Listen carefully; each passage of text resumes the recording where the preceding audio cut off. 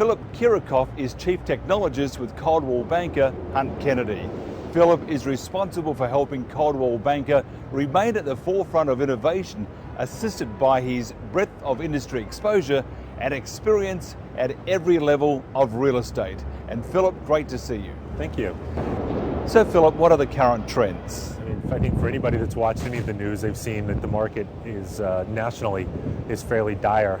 Fortunately for us here in New York, we've been a little bit more insulated from some of that, but nevertheless we're impacted in the same way as nearly the rest of the country, in that the credit markets have seized up, and that of course is impacting the ability for buyers, even very qualified buyers, who may want to proceed forward with a transaction from being able to do so. So, while we haven't seen prices drop materially, although I would say they've settled into a more sustainable level, we have seen that the time for transactions to be consummated as well as closed is dragging out much longer than we had previously expected. We don't think that that's a long-term trend. We believe that as the overall larger financial markets and banking sector starts to get itself rightly aligned again, and some of the infusions from the federal government start to take effect, that at that point the credit markets will start to ease up again. And of course, Manhattan tends to represent some of the most qualified buyers. Fortunately for us, we are also fairly diversified. So whereas we do have roughly 60% of the purchases in Manhattan are coming from local buyers, we do have roughly another third or so that are coming from elsewhere in the U.S. and internationally, of course, makes up the balance. Many of those buyers are all cash or substantially cash buyers. So for them, the credit markets are not having nearly the same impact as it would for a traditional or kind of a more a buyer that you would expect locally. And what that means is that those buyers are able to come in and look for value opportunities. They're able to look for deals, and as those offers are put in, we're highlighting the fact that they're all cash buyers, that they're not subject to mortgage or credit limitations, and of course those deals are tending to be scooped up more quickly. So we are seeing somewhat of an uptick in international purchases and an uptick in all cash purchases in the market. So what impact is the current financial crisis having on the market now, and what about, say, the next 12 months? Well, as we all hope that, with the government infusions and kind of the very dramatic intervention from the various heads of companies is going to have the effect of loosening up the credit market sooner rather than later. And we believe that that is the largest factor that's holding holding transactions back. But we can't say if that's going to be something over the next couple months or if that's going to take 12 months or potentially longer. So naturally we're all hoping that that's something that occurs more quickly. Well, one of the trends or one of the impacts of that more immediately is that, at least in Manhattan, we're seeing that as the sales transactions have slowed, naturally rental transactions pick up. People still have to have a place to live. So as they are, so we're actually seeing a slight increase in rental rates here in the city.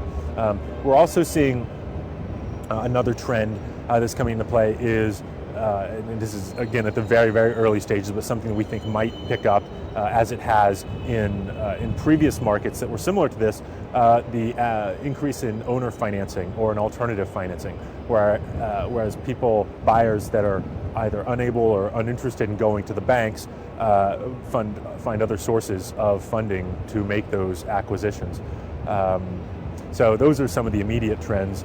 As I mentioned before, we are seeing kind of an increase in globalization. So investors coming from other markets that were previously interested in Manhattan and now finding maybe some greater bargains.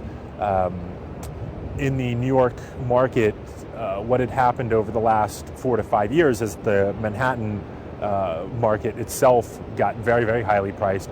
There was an increase in kind of outer boroughs, so sections of Brooklyn and Queens and even across the river in Jersey City. Those markets started to pick up in what we call kind of secondary markets. We're seeing very large developments going up there, and high-end amenities, just top construction, and those were trends, or that was a trend where it was very encouraging because we were watching the diversification of some of those neighborhoods. We expect that that's going to continue, albeit potentially at a slower pace now, and that those areas still offer great values for buyers, and the developers that are there are increasing their incentives to try to ensure that buyers continue to come out there even as the price in Manhattan may have leveled out for the time being. What are some of the things investors in the residential property market consider? Well, naturally, I think an investor in any market, but especially New York, is going to ask the question about what's the long-term view, and certainly it's a great question to ask, but we think that very few people would have a problem believing and buying into that buying into the Manhattan market or the New York market was going to be a risky long-term proposition. Quite the contrary. All of the greater demographic trends, all of the long-term trends show that the population of Manhattan will continue to increase, and therefore the demand for places to live will continue to increase. In fact, some of those estimates put the increase in population as much as 10 or 15% over the next 20 years. So there's going to be a steady and consistent increase in the number of people wanting to live here, which is your demand, whereas the supply of housing is not increasing nearly as much, and cannot, because we're an island. So whereas we have a very limited amount of land to build on, and especially now we're seeing that building has dropped off fairly dramatically, you're looking at a relatively fixed supply of property, or property that's increasing maybe 2 or 3% over that same period of time. So with a much larger demand and a much smaller supply, you're obviously going to see simple economics kick in, and we would expect that the fundamental value of property here in the New York market continue to increase over a longer period of time. And what about the comparison of prices here in New York City compared to other cities? Well, it's actually a really interesting question. There was a report that came out not more than 2 weeks ago that was comparing exactly that. And again, difficult with the recent fluctuations in currencies to make that as an accurate, up to the moment comparison. But using kind of steady state, over the last year or so, currency exchange rates, Manhattan ends up somewhere between 1/2 and 1/3 of the price of some comparable cities like Singapore, Tokyo, London, even, where the cost of living, in addition to the cost of real estate, is dramatically higher.